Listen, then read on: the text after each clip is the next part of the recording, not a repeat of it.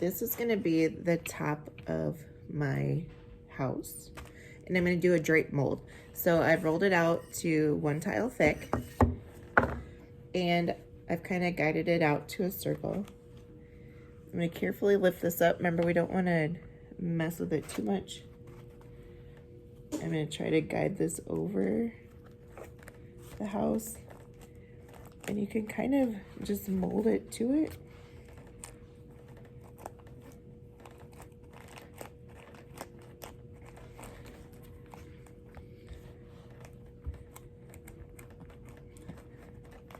And then what I'm gonna do is take a knife and cut off around the bottom.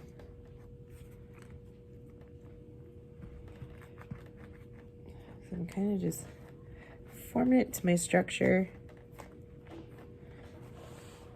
So I have a mushroom type top.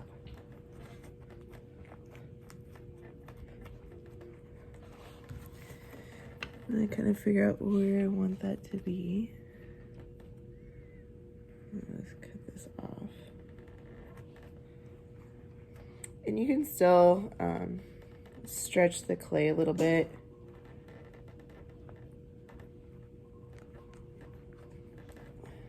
So you can round the base part. My clay's pretty wet here, so it's gonna rip a little bit, but that's okay.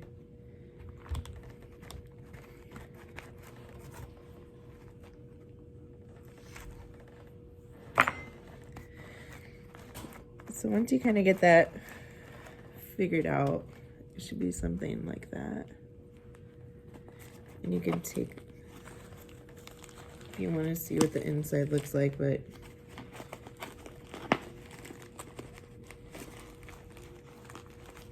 you can just to kind of take a look at it. But your clay, if it's pretty wet, might not hold its shape real well right now, but I'm just gonna stretch this out just a little bit so I have an easier time getting it off my mold.